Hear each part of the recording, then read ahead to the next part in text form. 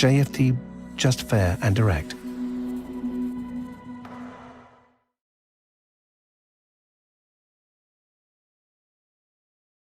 Okay, hello and good morning everyone. Welcome to JFD Traders Espresso with me, Darius Anucauskas.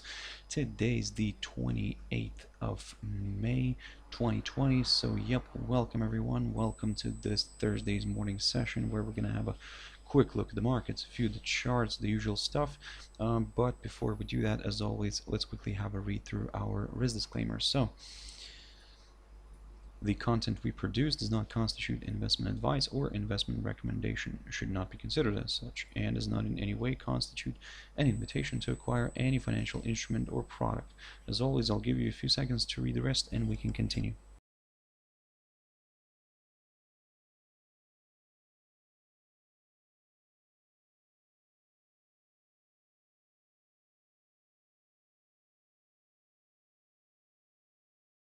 Okay, so guys, before we jump into the charts, as always, let me quickly kind of mention about our JFD YouTube channel, to which you can always subscribe to in order not to miss any of our upcoming videos, and of course our JFD Bank website, and specifically our JFD research page, which we also update on a daily basis. So yep, feel free to visit us here on jfdbank.com and click on the research tab right there on the top, and it'll take you to this page, which we, as I said, update on a daily basis. So now then, quick mentioning of what's happening here globally. So the figure kind of rapidly increased, so it went we're now at around 5,700,000 total infections, and if we look at the daily cases yesterday, we can see that they've surged above the 100,000. So yep, as I've mentioned a couple of days ago, basically, and yesterday as well, that in a way, of course, we're hoping this one will start showing a trend to the downside. However, for now it seems to be moving a little bit in a sinus cosinus fashion. So yep, let's continue monitoring this. Now then, jumping into a few charts. Now, before I start this, looking at this, of course, the economic calendar looks a little bit more interesting today than yesterday. So we do have a bit of data coming out. So in about 1 hour's time, we do have the Swedish, some Swedish figures like the consumer confidence and retail sales. Later on, we'll have the European Eurozone consumer confidence number as well, and of course the German preliminary CPI figures. So we'll keep an eye on that one later on. During the U.S. session, we'll get the durable goods from the United States, initial jobless claims as well, something to keep in mind. The forecast currently sits there as lower than the previous one, so let's see how that comes out. If the figure once again shoots up above the forecast, well, I mean, this could maybe put a hold, a hold on any further acceleration in the equity world. But again, we'll keep an eye on that one. Pending home sales as well, something to keep in mind, and of course crude oil inventories. So for those oil traders. So now coming back to this chart here, the German DAX. Now yesterday it closed below this 200-day EMA. Of course, it tested it, but closed below it. So in a way, this idea, which I mentioned yesterday, still kind of remains in play, where we could see maybe this area continuing to provide resistance, and if so, then yep, a bit of a correction here back down could be possible. If this area right here, the upper side of the range, the 11,236 mark, which I've mentioned many times, will continue, will provide support this time, then yes, the bulls could take charge again and push this one higher. However, like I said, for now, let's keep an eye on this territory. Let's keep an eye on the 200-day EMA and the 11,770 zone, together with the 11,845 mark, which marks the high of 6th of March and the low of 5th of March, respectively. If we do get a nice strong move above this, then yep, the next target is the highest point of March. And let me just quickly put this one on the chart. The highest point of March near the 12,200 and 12,273 zone. So keep your eyes on that one. That's going to be our main target for now.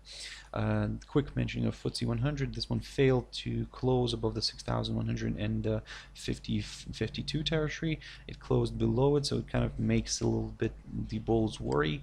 However, we would class lower, well, we would consider lower levels if we would get a drop below this level that I've mentioned previously, the 5,962 zone. Drop below this could, in a way, increase the chances of a potential move further south towards the 5,500 level. So we'll keep an eye on this one. But again, for now, let's see if this barrier can surrender eventually, and if we can see a strong push above the 6,152 territory.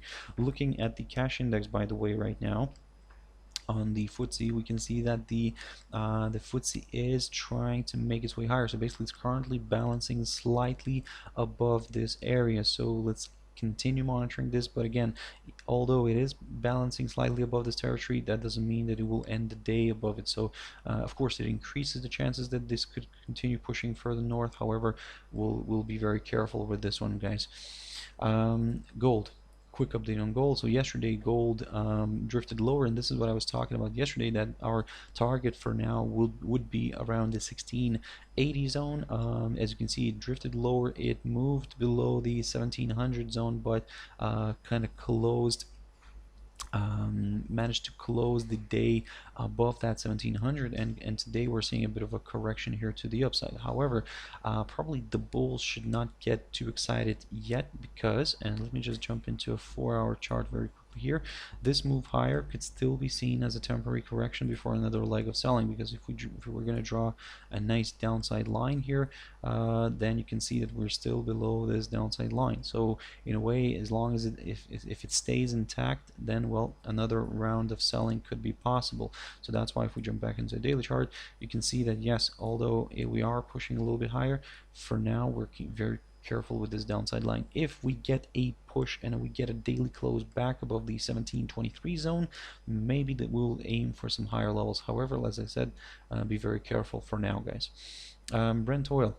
Brent oil declined yesterday, failed to move above the 36.10 zone and stayed above this, and drifted lower, and instead broke this upside support line that I was talking about. This upside support line taken from the low, the 22nd of April. So of course, this kind of makes the bulls a little bit worried. However, as I've mentioned before, we need to see a drop below the 32.21 zone here in order to aim for further declines, because until then we're not going to really examine any downside. We're just going to remain neutral. First of all, what we're going to do here is we're going to get rid of this upside support line because it got violated, and let's just not mess up the chart here. You can see that the commodity got back below this downside line. So in a way, for now, we will keep this on the chart. We'll see how it performs in relation to this, how the commodity performs in relation to this downside line. And if it continues to provide resistance, then well, I mean, another round of selling here could be possible. But as I said, from the very short-term perspective, in order to aim for lower levels, we need to see a drop below the 32.21 zone, because this way the price would also be placed below the 21-day EMA, and well, of course, we need to see a daily close below this in order to get a little bit more comfortable. Now then, silver. Just a quick mentioning here, silver, basically it's again, as I mentioned yesterday, it's performing slightly better than gold. However, still we cannot really talk about any upside until we see a push above the 17.60 zone. So this is just a quick update, basically. Like I said, continue monitoring this one. It's very interesting. If we get a nice pop above the 17.60, then yes, higher levels could be met. But if this fails, once again fails to move above this barrier, then well, a slide lower could be possible. So keep your eyes on this one. Litecoin. I haven't looked at this Litecoin for quite a while, and let me just actually get rid of some of these lines here. So basically, let me get rid of this one, and we'll start fresh. Now, as you can see, the pair, it is actually the pair, Litecoin against the US dollar. But Litecoin, the crypto here, is moving sideways, and if we look at the 4-hour chart from the more short-term perspective, what we're going to see here is we're going to see that the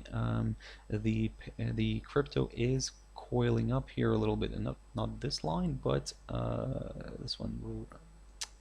One moment, guys. There we go. So this crypto is coiling up right now, and basically we could draw somewhere like this here, but actually let me just adjust this a little bit better, because this is not really looking quite nice. So probably this is going to be more likely, and yep, more short term, more something that we could keep an eye on for right now. So basically, as you can see, the crypto is coiling up. It is kind of, we are waiting for a good break through one of these sides here. You can see that this morning we did have an attempt to move above the upper side of this triangle, if we can call it this way. It tried to make its way above the 200-day EMA here on the 4-hour chart, but failed to do so, and now drifting back down. So for now, we will, like I said, we'll take it steady, we'll remain neutral, and we'll wait for a violation of one of these levels. So if we get a push above the high of today, near the 44.18 zone, then yes, we will aim for some higher levels. With the downside, we would like to see a drop below this level here, the low of the 26th of May, which is around the 41.78 zone, and then yep, move further down, or should I say examine lower levels. Until then, we're just observing this one. EURJPY, quick update here, and let me just jump into a daily chart. So this pair, I talked about this pair this week, in the beginning of this week as well, and basically I was telling you guys to keep a close eye on all this area of resistance, which is near the 71.51 zone, which, as you can see, continues to provide resistance, and this 200-day EMA as well. So as you can see, we did get overshoots here. However, neither of the daily candle manages to close even, I'm not even mentioning the 200-day EMA here, and they're not even managing to close above the 71.51 zone. So let's see if the pair managed to do that today. If so, then yep, the next target for us is around the 72.41 zone, which marks the low here, the low of the 3rd of February. So keep your eyes on that one, guys. I do understand it's only a little small move here, but let's keep it short and simple. We rather reevaluate everything if we do reach this level. In terms of the downside, well, pretty straightforward. We need to see a break of this upside line, and then yep, we could see a move maybe lower. Maybe some of these lower levels could be met, like the 67.70, or even slightly below that. And this upside support line, by the way, is taken from the low of the 2nd of April. US dollar against the Japanese yen. Now this one is a little bit boring, but however, we'll keep an eye on this one. But as you can see, previously I had this highlighted area here, which was the level that I was keeping an eye on, and to be honest, as you can see, it still kind of provided decent support. Now it acted as a resistance, but then actually it played out as a decent support. This level is around the 107.50 mark, but now all eyes are on this barrier here, the high of the 16th of April, which also continues to provide decent resistance, and that's roughly around the 108.08 level, and a nice good pop above this would confirm a forthcoming higher high, and the next target for us could be around the 109.38 zone, marked by the high of the 6th of April. So for now, guys, keep your eyes on this one. Again, it is trying to make its way higher. However, be very careful, be very cautious. In terms of the downside, well, let me just grab this this line, let me just recycle it. So there we go. So if we drag this one and capture the low here, and yep, we draw this nice upside support line. There we go. So we can see that yes, for now the pair continues to balance above this short-term upside support line taken from the low of the 7th of May. So in a way, what you could do here is keep an eye on it, and if that line gets violated, then in a way it kind of could increase the chances for this pair to drift lower here towards this key area of support near the 105.94 zone. So, well, like I said, for now, we'll keep an eye on this. Quick update on the US dollar against the Russian ruble. I've mentioned this one, and basically I talked about further declines here, and again, for now, you can see that the pair is currently stuck near this 70.60 zone, roughly around there, guys. And in a way, as you can see, this continues to provide decent support. We need to see a clear break below that in order to aim for further declines, because a drop below this area would confirm a forthcoming lower low, and the next target could be around this 200-day EMA. With the upside, it's pretty straightforward. We need to see a break of this downside line, and then we'll start looking at higher levels. Euro SEK, so the euro against the Swedish krone. So as I've mentioned before in the beginning of my video, we do have some data coming out of Sweden today. Maybe not very significant, but still we'll keep an eye on it. Now, I haven't looked at Euro SEK for quite a while, and basically, as you can see, after we kind of peaked here in mid-March, the pair continues to slide, continues to drift lower, trading below this downside line. After it found support last week, it found support near the 10.5154 zone, roughly around here. The pair reversed to the upside and is now trying to make its way higher. However, if this downside line remains intact, still the main scenario is more to the downside. But for those who are more on the cautious side, what you could do is just basically wait for a drop below this 10.5154 zone and then target lower levels, because this would confirm a forthcoming lower low. And yep, maybe more sellers could see this as a good opportunity to step in, because maybe some of the sellers maybe are considering that maybe it's a little bit overstretched here to the downside. And to be honest, looking at our oscillators here, you can see that the MACD, for example, started shifting higher here, and it's starting moving above its trigger line. So although it's still below zero, but it's kind of showing some good positive signs here. But again, don't get me wrong, for now it doesn't mean that it could move all the way here to the upside. We would need to see the MACD kind of moving above zero first before kind of let's say trying to capture an up move here. But again, for now it is where it is, and it is still below this downside line. Keep your eyes on this barrier here, the 10.5154, and then yes, a break below that could open the door towards some lower levels, and the next target for us could be around this low, the lowest point of December of last year, near the 10.3972 zone. So keep your eyes on that one. Quick update here on EURJPY. So perfect move here. I talked about this pair in the beginning of this week, and what I was saying, that in a way we could see a bit of a decline here, and if it fails to move below the 0.8864 territory, we could see a nice rebound and a push higher.